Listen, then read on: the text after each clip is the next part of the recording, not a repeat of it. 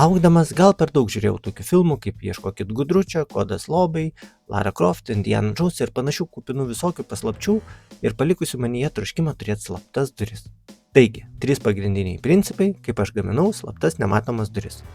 Pirmas, duris turi būti vienoje plokštumoje su siena.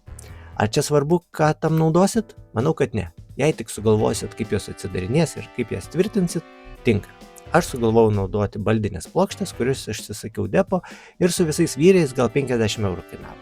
Tvirtinau prie pridėtų lentų, teko biškį pritrumpinti. Ne tai, kad aš čia apsiskaičiau, bet lubos kreivos ir atveriant kliūną. Dar reikėjo tokių kampukų, kad veiktų kaip stabdis, nes kitaip per giliai užsidarydavo. Antra, reikia kažkaip paslėpti visus sujungimus ir sukurti vizualų triukšmą, kad akiai būtų sunku suprasti, ar čia yra kokios duris. Paprasčiausiai būtų tiesiog pilno aukščio dailinantis. Bet norėjau biškį įdomiau, kas man kainavo kokias 2 papildomas dienas krapštymus.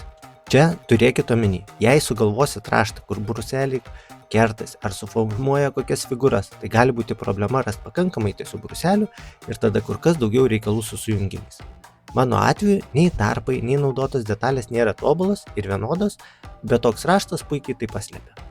Trečias, paruošimas dažymui užims daugiausiai laiko, nes reikia paslėpti vinukių žymės, visokius trūkumus, tarpelius, susišveist, žodžiu, čia suabejosit savo sprendimu, bet, kelio atgal nebėra, tik pirmin mano drąsuoliai. Jei turėsit skirtingų paviršių, mano patarimas naudoti gruntinius dažus, nes rezultate dažai atrodys tolygesni ir paslėps skirtingas tekstūras. Dažymas irgi vargo vakarienė priklausomai kiek sudėtingas raštas.